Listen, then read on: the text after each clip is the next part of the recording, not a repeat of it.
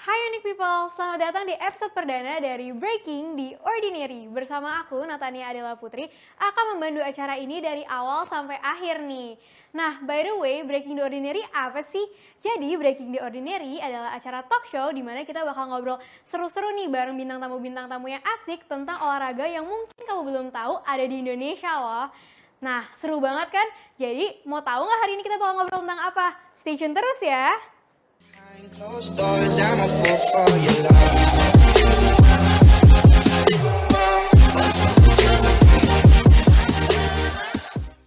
Hi Unique People, welcome back to Breaking the Ordinary. Nah, pasti kalian udah penasaran banget kan hari ini kita mau bahas olahraga apa nih? Jadi sebelum mau kasih tahu, kayaknya aku bakal kasih clue dulu deh buat Unique People.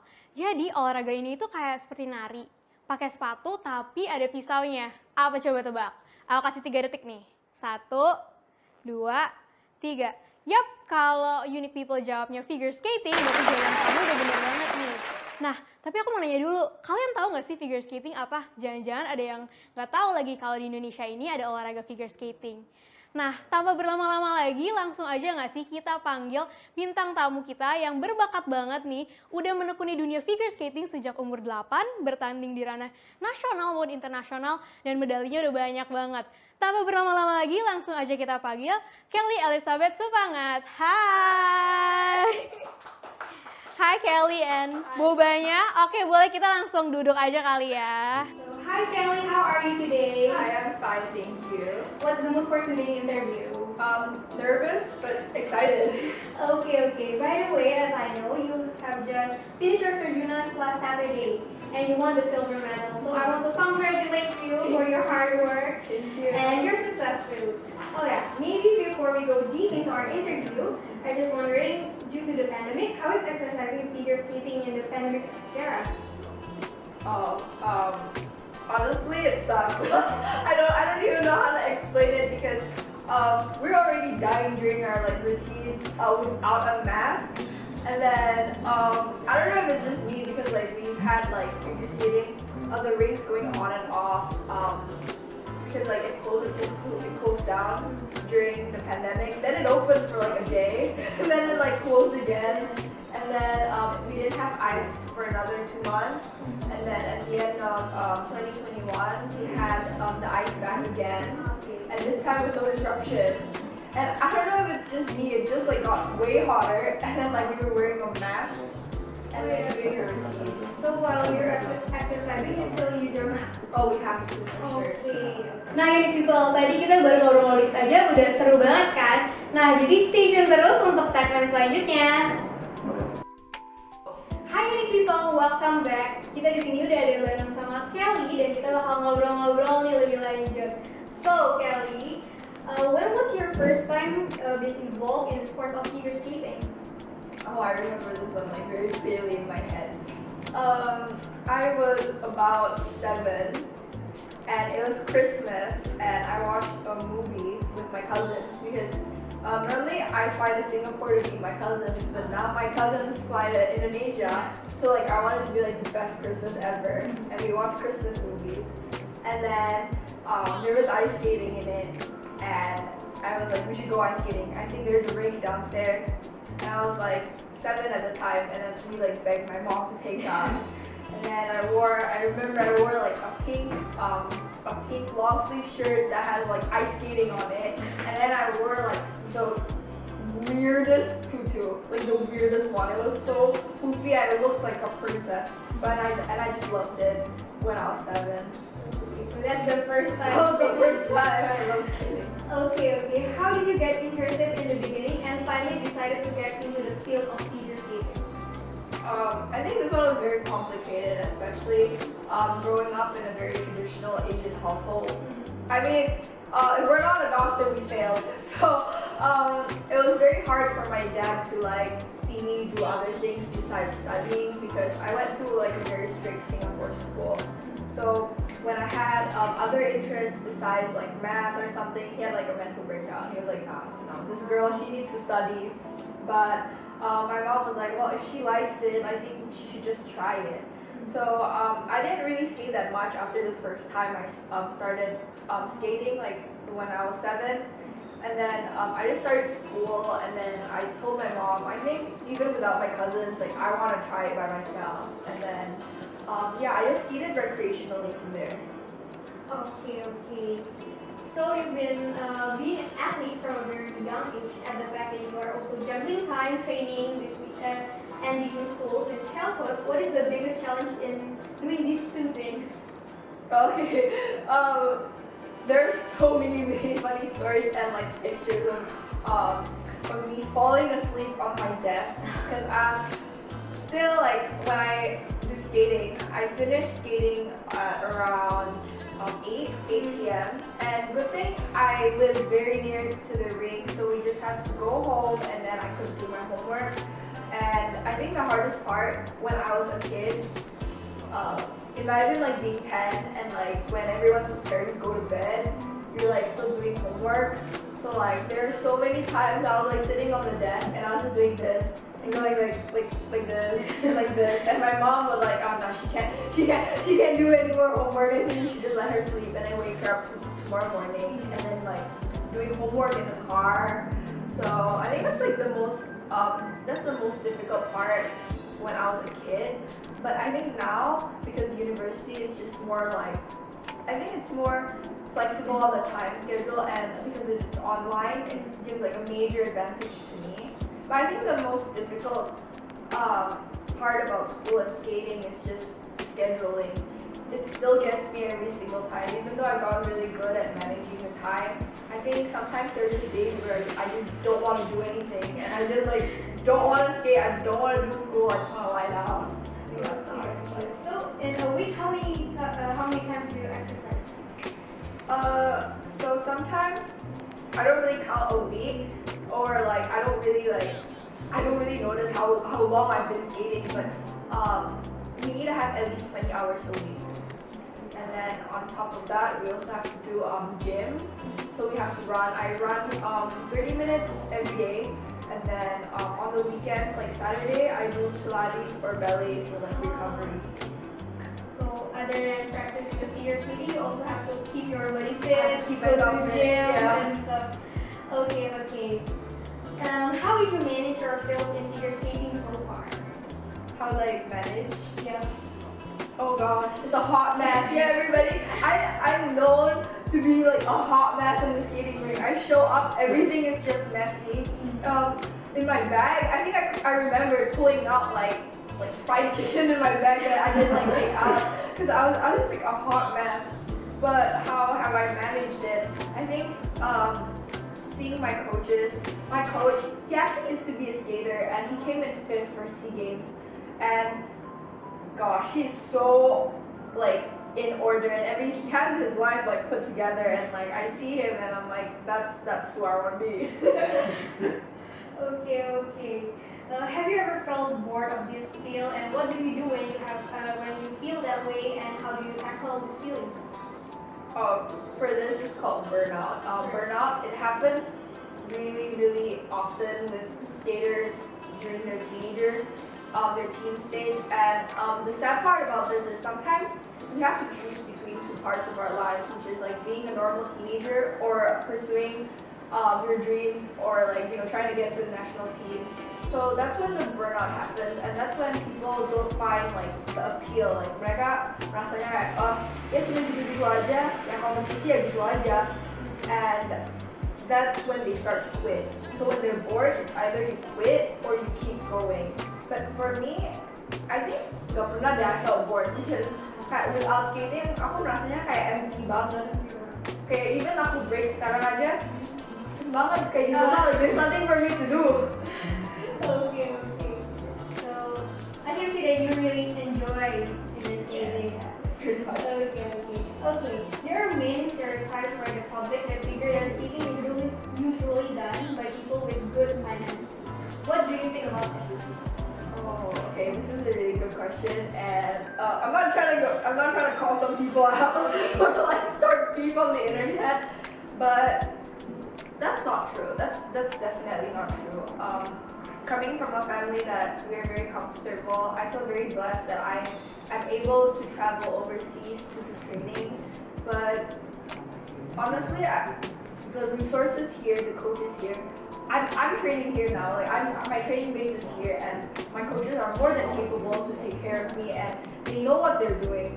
So for me, I think it's totally false that you need to have good finances because there's so many resources for you to get funding, scholarships. I'm funded by my school. My school, I'm on an athletes program in my college, and they normally support me with my skating. So there's so many ways for you to get scholarships from figure skating.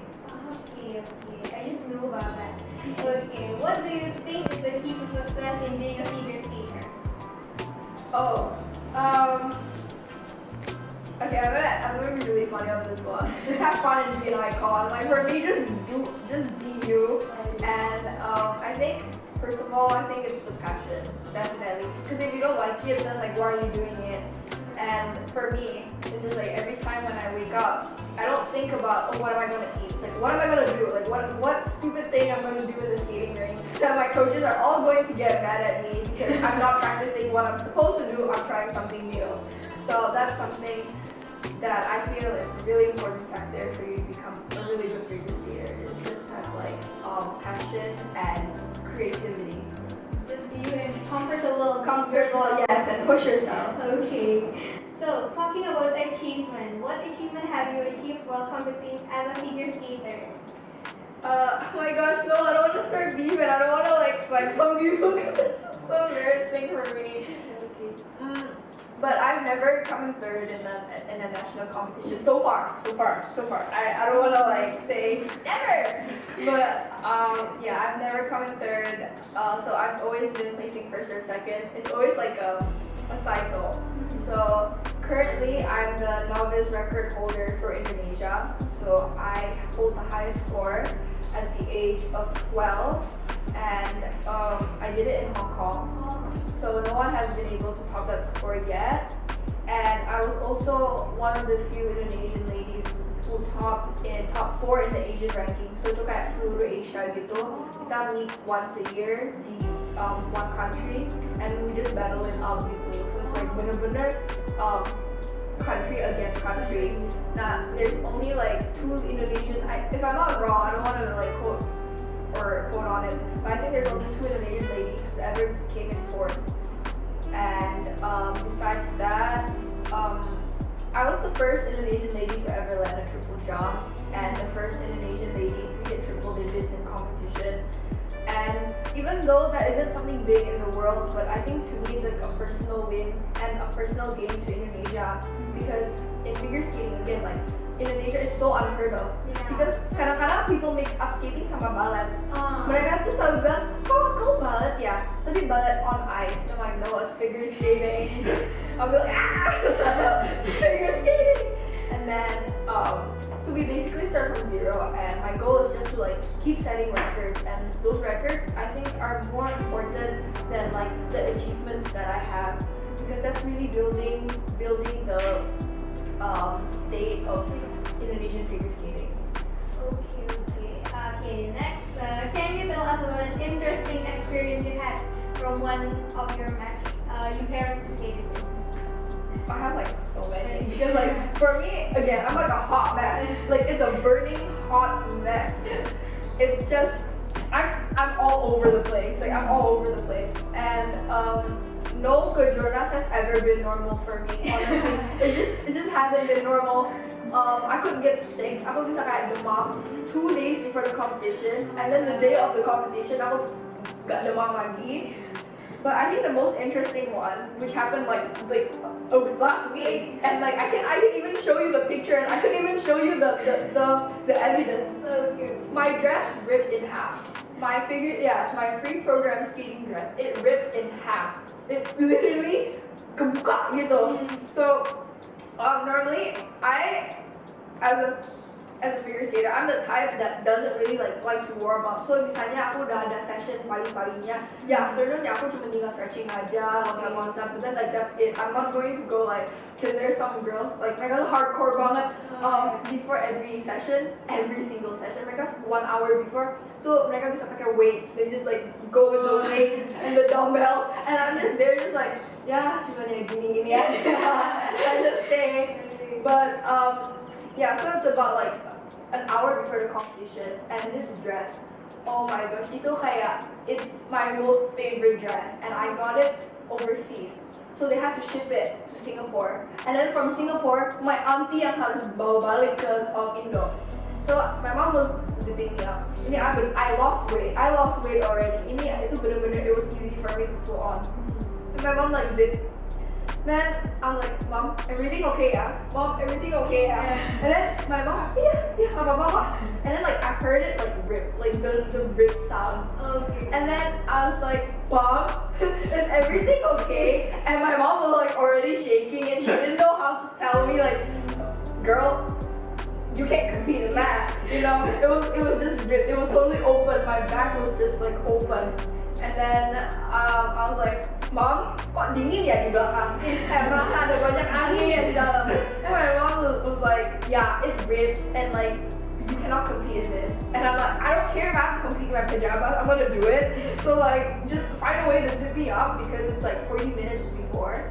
And then I had my second mom, which is like my friend's mom.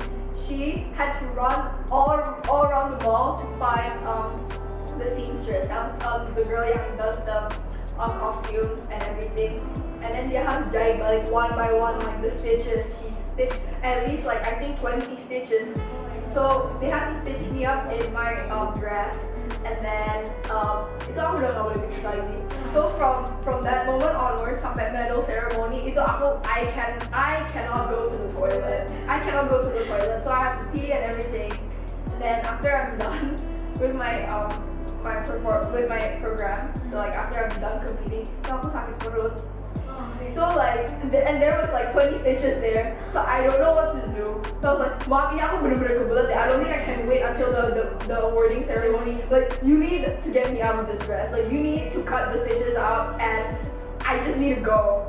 So my friend's mom, she just cut everything, and then my dress opened half again. And then I went, and then like they just added like a button. So kayak aku medal ceremony ya.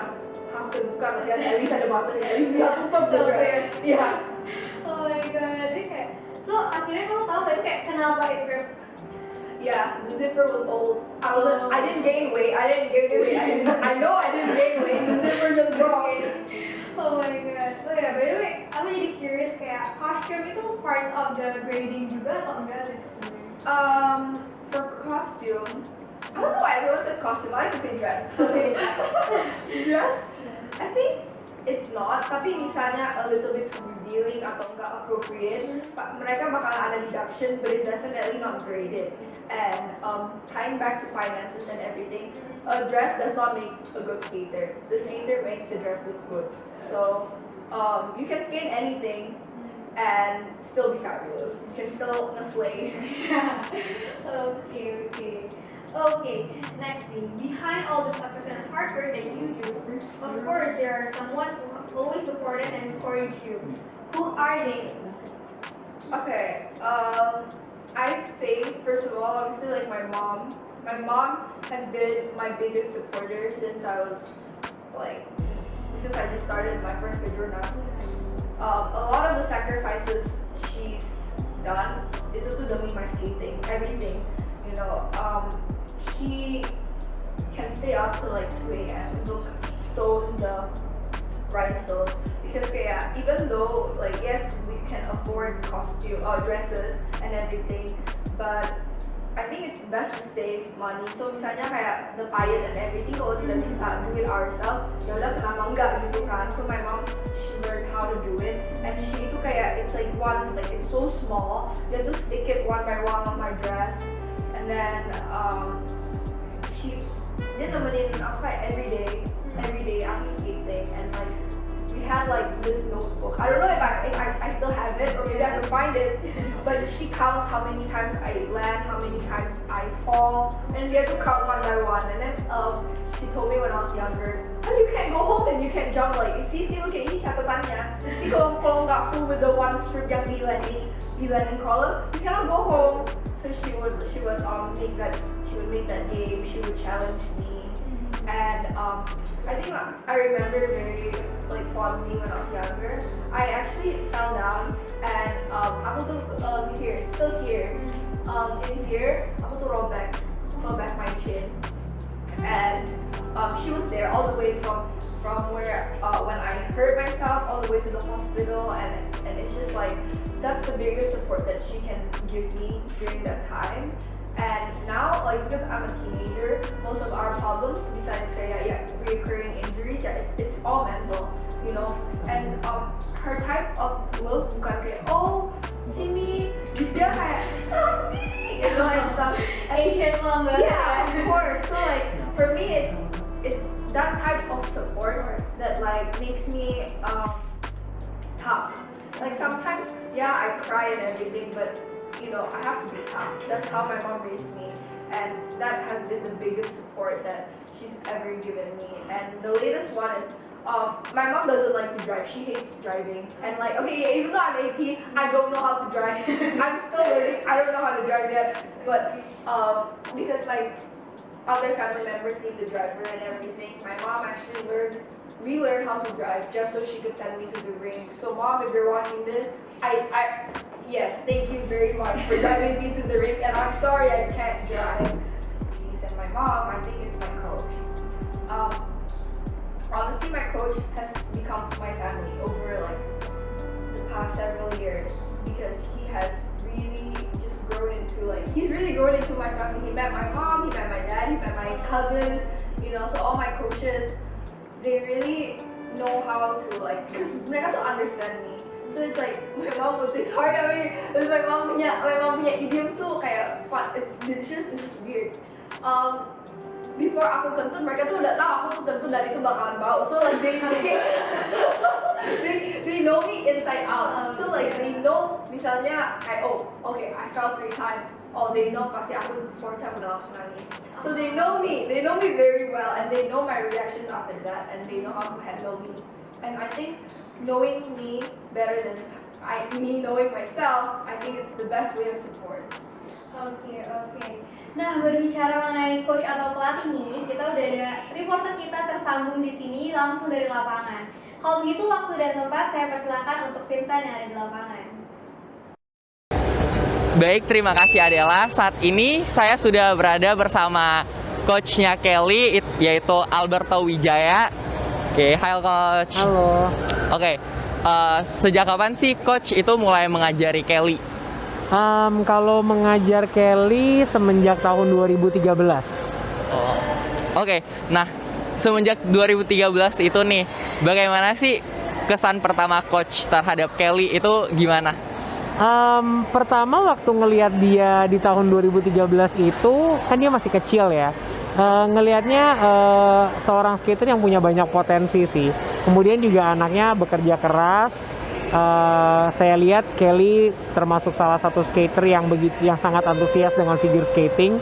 Jadi ketika mulai mengajar dia pertama kali itu semangat sih, senang dan semangat waktu ngajarin pertama kali. Nah, di mata coach ini Kelly itu sebagai seorang figure skating yang gimana sih? Untuk selama mengajar dia dari 2013 sampai sekarang, dia termasuk seseorang yang lumayan pekerja keras ya. Setiap kali mau ada pertandingan atau lagi tidak ada pertandingan, dia rajin latihan. Kemudian juga dia rajin off ice atau pemanasan di luar es sebelum main ice skating. Kemudian penurut dulunya, mungkin sekarang kan udah agak remaja kali ya, jadi kayak kadang-kadang agak suka ngelawan sedikit, tapi masih oke lah. Tapi so far she's very hardworking, she's very kind, she's very respectful towards her coach. Dia juga respect sama teman-teman figure skater yang lainnya. Itu aja sih. Kalau so far sih yang paling kelihatan sih hardworking sih anaknya. Nah, di luar sebagai seorang figure skating, coach itu kan juga berinteraksi di luar es ya.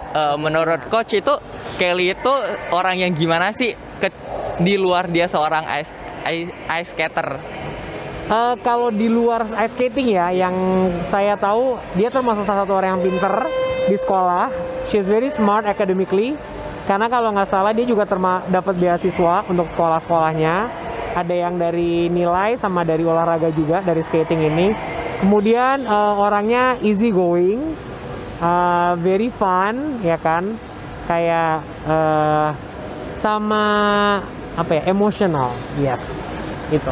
Nah, harapan coach untuk Kelly itu apa sih dalam karir dia ataupun dalam hidup dia itu gimana? Semoga kedepannya she can be a better person, sukses ya kan dalam karir skating sama apa kuliahnya. Kalau misalnya skatingnya kedepannya mungkin semoga bisa mewakili sekolah-sekolahnya ketika dia udah kuliah nanti, terus membawa harum nama Indonesia ya kan. Kalau untuk kehidupannya semoga sukses aja buat Kelly, yang terbaik pokoknya. Amin, semoga yang terbaik untuk Kelly ya. Yeah. Dan nah, pertanyaan terakhir nih, melihat Indonesia yang tidak pernah bergabung nih ke Winter Olympic, menurut coach apakah ada kemungkinan nih Indonesia bergabung ke Winter Olympic? Harapannya sih tentu pengennya sih bisa ya. Karena kan sedikit-sedikit kita udah mulai partisipasi, kayak di tahun 2017 ada SEA Games, 2019 juga ada SEA Games, kemudian sempat ada Asian Winter Games juga. Semoga target berikutnya salah satu skater Indonesia bisa ada yang masuk ke Olimpik. Amin. Oke, baik, sekian reportase dari saya bersama Coach Alberto. Kembali lagi kepada Adela di studio. Oke teman-teman, tadi kita udah dengar nih pendapat dari coachnya Kelly mengenai harapan di masa depan figure skating Indonesia. Now, what do you hope for Indonesian figure skating? Okay, because I have a lot of hopes for Indonesia's figure skating, because I feel like with the upcoming talent right now and the most recent kejuaraan, everybody really pulled their weight, and everybody tuh masih latihan tuh, mereka tuh pakai masker, ikut protokol, and we still had multiple seasons best. So many kids doing really good programs, and a lot of the junior ladies, the top 3 junior ladies, we got all above 100, and that's a really good start. And I hope that we could repeat that in the upcoming Junior Grand Prix. So this season I'm going to the Czech Republic to compete, and since I already hold like 1 record for landing the first triple jump, I want to land 2 types of triples in my program, and hopefully I can qualify for this year's. I think it's still tentative, but like my dream is actually to qualify for Asian Winter Games for this year. Oke. So that's my hope. So that's your hope. Oke teman-teman, kita doain semoga Kelly berhasil nih mencapai semua cita-cita dan harapannya. Oke, unique people, kalau gitu itu aja nih bincang-bincang hari ini. Aku mau bilang thank you so much Kelly Thank you for having coming. me. Seru banget tadi kita ngobrol-ngobrolnya. Oke, kalau gitu unique people, jangan sampai kelewatan episode selanjutnya dari Breaking the Ordinary ini. Tapi jangan kemana-mana, karena abis ini kita punya klip spesial nih. Kelly bakal tunjukin performance-nya on the ring dan juga ada interview kecil-kecilan. Jadi jangan kemana-mana, kalau gitu aku Adela pamit undur diri. Sampai jumpa di episode selanjutnya. Bye-bye! Bye-bye. Hi unique people, my name is Kelly, and I would just like to say thank you so much for having me on your first episode of Breaking the Ordinary. And as a few additional clips, I'd just like to show y'all my medals and my accomplishments for the past 6 years, I guess, for my skating experience. So when we start all over to my right, this is actually the dress that ripped during the competition, and I actually had 0 warm-up going into like the last round of my competition. So because they had to like sew me in this, because it's all the way, yeah, I could not skate in this. So while everybody was warming up, I was sewed in this. And then I couldn't use the bathroom after that. And then here actually is the most meaningful experience for me, because I was 12 at the time and I went to Korea, and actually I was still really a child at that time. I was like literally still 5, I swear. I'm acting like a 5-year-old, and every 2 days I'd cry because like I miss my mom a lot. So getting through this was extremely tough, because I had to live with new roommates and people from different country and kind of socialize. So that was very difficult for me, but it really helped me in my experience for uni life, because I learned how to socialize at a young age, take criticism, and adapt very well to different environments. And here are the trophies that I've won for like the past 4 to 5 years, and This one was 2017, and this one's like really important competition to me because this was the first time I landed a double axel jump in my competition, and my mom actually promised me she'd get me a hot pink phone after I landed the double axels in the program. So I did pretty good, and yeah, that's this 2017 story. And moving back to 2016, yeah, this thing broke because I woke up and I like accidentally threw this on the ground. So it's missing a star, but it's still intact. This is actually an Indonesian record, and I won this at the age of 13. And this is still, until now, highest scoring novice A, and no one's still able to beat this.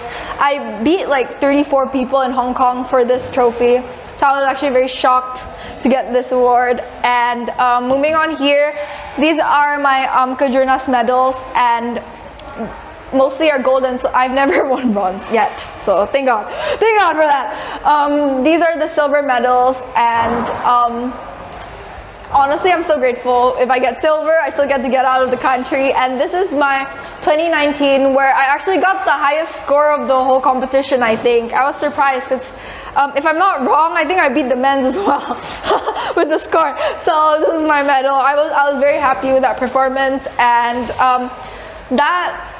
I was actually really nervous. Going into the last round, I was last to skate, and both of my competitors actually landed everything, and I did not want to hear like if they did good or not. I just want to maintain like a clear headspace. But then after that, somebody shouted, "Oh, she did a clean program. She landed everything. Now it's your turn." So I was like, "Oh goddamn! I didn't want to skate. I didn't want to skate after that." But my coaches pushed me, and yeah, that's how I got this medal. I'm really happy. And I think the last story that I'd like to share, without getting emotional, because I think this one was really emotional for me.